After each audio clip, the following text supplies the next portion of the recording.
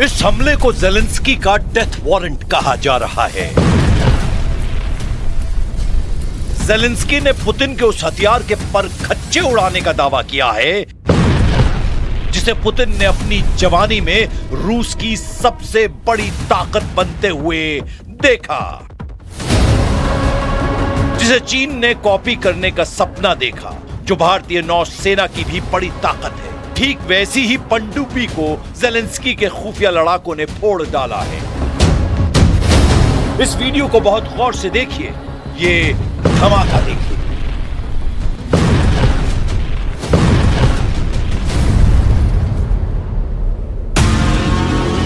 यह है रूस का नोवोरोसिस्क अड्डा।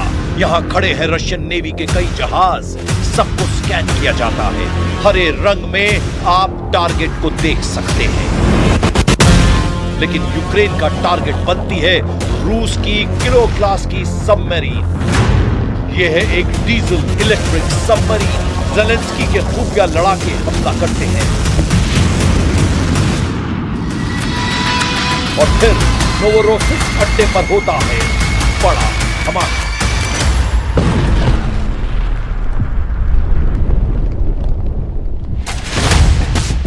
नक्शे में इसकी लोकेशन देखिए। नोवोरोसिस्क रूस की ब्लैक सी फ्लीट का एक बड़ा अड्डा है। यूक्रेन का दावा है कि यहां पर उसने रूस की एक किलो क्लास की पनडुब्बी को तबाह कर दिया है। यह जगह यूक्रेन के ओदेसा से करीब 450 किलोमीटर दूर है और यहां तक हमले का मतलब है कि सबमरीन उड़ाकर रूस की नौसेना को ज़ेलेंस्की ने बहुत बड़ा झटका दिया है।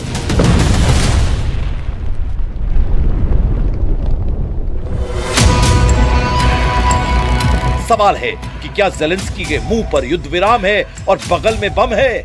यानी एक तरफ वो युद्ध रोकने की बात कर रहे हैं और दूसरी तरफ पुतिन को घायल करने के लिए हर वार करने को तैयार है और लगातार कर भी रहे हैं।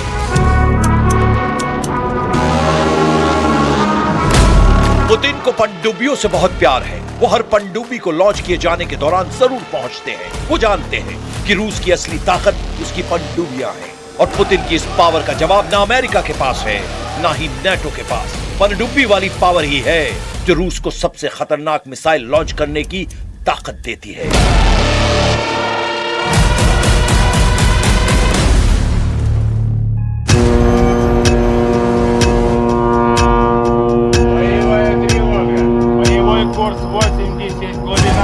रूस की एक परमाणु पनडुब्बी से उसकी बुलावा मिसाइल लॉन्च होते हुए देखिए, आपको अंदाजा हो जाएगा कि पुतिन की फायर पावर उनकी पनडुब्बियों में छिपी है और उनकी नौसेना भी ऐसी ताकत समेटे हुए है जिसका मुकाबला करना आसान नहीं होगा। यही वजह है कि रूस की पनडुब्बी उड़ाकर पुतिन को बहुत गहरे जख्म देने की कोशिश की गई है।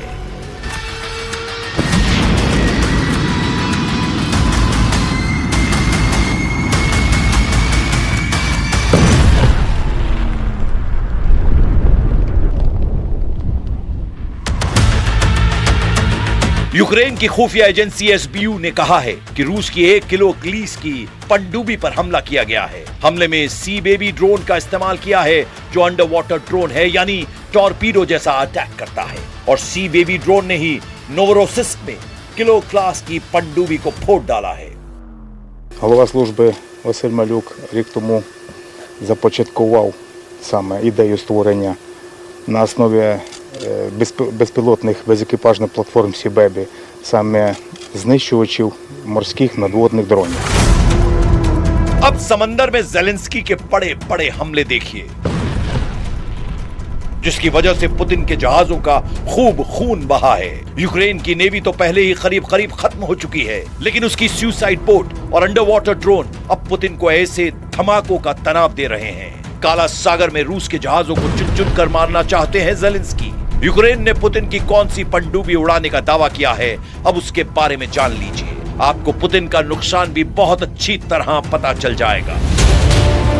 यह है किलो क्लास की पनडुब्बी जो रूस की डीजल इलेक्ट्रिक सबमरीन है, यानी परमाणु पावर से नहीं चलती बल्कि डीजल जनरेटर से चलती है। पनडुब्बी में लगे इंजन बिजली पैदा करते हैं और इसी बिजली से पनडुब्बी की मोटर चलती है। परमाणु पनडुब्बी के मुकाबले ये ज्यादा खामोश होती है, लेकिन जल्दी जल्दी सतह पर आकर अपनी बैटरी चार्ज करनी पड़ती है।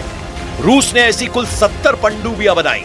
अभी रूस के पास ऐसी करीब 12 पनडुब्बियां हैं, जबकि कई देश जिसमें भारत और चीन भी हैं, ऐसी पनडुब्बियों से लैस हैं। अभी ऐसी पनडुब्बी रूस की पैसिफिक यानी प्रशांत सागर फ्लीट, उत्तरी ध्रुव के पास उत्तरी फ्लीट और काला सागर के बेड़े में तैनात है। ये कालिब्र क्रूज मिसाइल लॉन्च कर सकती है और इसी पनडुब्बी से लगातार यूक्रेन पर हमले भी किए जाते रहे हैं। हाल के महीनों में ऐसे ही मिसाइल के हमलों से यूक्रेन में पावर ग्रिड को रूस लगातार तबाह कर रहा है। यूक्रेन की नौसेना ने पनडुब्बी पर हुए हमले को एक बड़ा टर्निंग पॉइंट बताया है।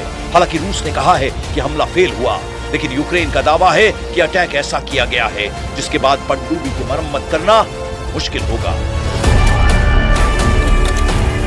मुंह पर युद्ध विराम और बगल में बम लेकर घूम रहे ज़ेलेंस्की अब दावा कर रहे हैं कि दुनिया में पहली बार किसी अंडर वाटर ड्रोन ने किसी पनडुब्बी को तबाह किया है। रूस के नोवोरोसिस्क अड्डे पर पनडुब्बी को उड़ाकर ज़ेलेंस्की ने बहुत बड़ा मैसेज दिया है। ज़ेलेंस्की के इरादे बता रहे हैं कि युद्ध विराम तो सतही बातें हैं, असली एजेंडा ऐसा युद्ध है जिससे रूस का ज्यादा से ज्यादा खून बहाया जा सके और यूक्रेन इससे पीछे नहीं हटेगा, फिर चाहे ट्रंप कुछ भी करने के लिए मजबूर क्यों न करें। बर्लिन में व्लादिमीर ज़ेलेंस्की की ट्रंप के विशेष दूत स्टीव विटकॉफ के साथ 2 राउंड की बातचीत हुई। 14 दिसंबर को पहला दौर 5 घंटे तक चला, जबकि 15 दिसंबर को दूसरे दौर में 2 घंटे की बात हुई। ज़ेलेंस्की ने कहा है कि ये बातचीत काफी ठीक ठाक रही है। इस बैठक में ट्रंप के दामाद जैरेड कुशनर भी मौजूद रहे, लेकिन जब ये बैठक चल रही थी तब नोवरोसिस्क पुतिन की पनडुब्बी उड़ाने की तैयारी भी चल रही थी।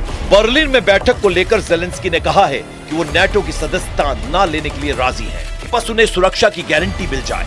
ज़ेलेंस्की का नेटो से मुंह फेरना एक बड़ा सिग्नल है।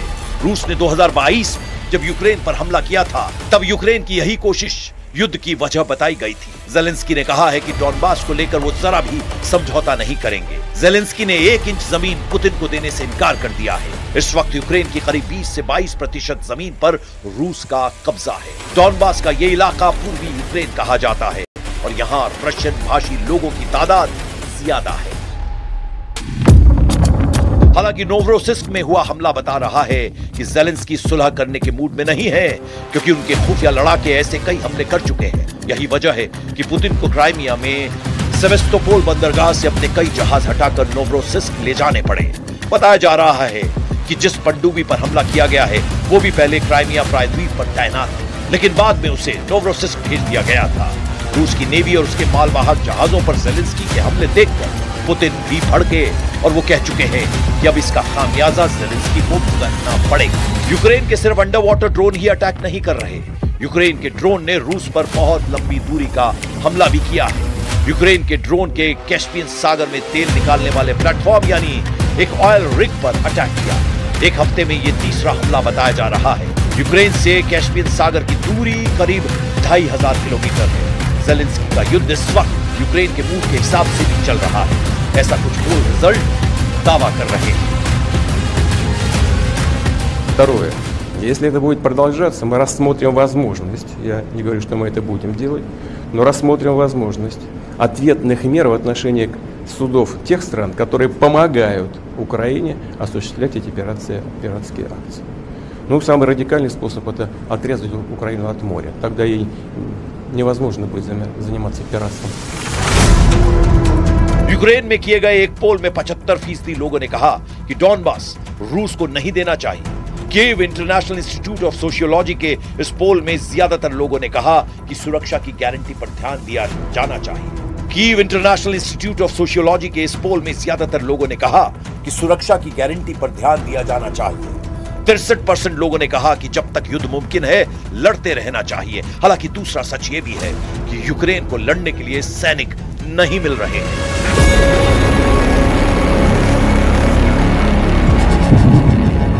ज़ेलेंस्की का युद्ध बहुत ही मुश्किल दौर से गुजर रहा है, इसमें कोई शक नहीं। साथ में उन पर अमेरिका का दबाव भी है, क्योंकि ट्रंप चाहते हैं कि ज़ेलेंस्की डॉनबास पुतिन के हवाले कर दें, लेकिन ज़ेलेंस्की की सेना ने पूरा दम लगा दिया है। रूस में भी यूक्रेन के ड्रोन अटैक बढ़ते जा रहे हैं। रूस के बेलगरद एक बिजली के प्लांट पर ड्रोन स्ट्राइक हुई है। रूस का दावा है कि उसने यूक्रेन की तरफ से उसके 12 इलाकों पर ड्रोन लॉन्च किए। इस दौरान 146 ड्रोन को मार गिराया गया। ऐसे में यूक्रेन और रूस की जंग नहीं थमेगी, इसकी नई गारंटी अब ज़ेलेंस्की की तरफ से दी गई है। वैसे इंतजार करने की जरूरत है, क्योंकि पुतिन की तरफ से इस हमले का जवाब आने वाला होगा, जो इतना घातक होगा कि ज़ेलेंस्की के लिए बर्दाश्त करना मुश्किल होगा।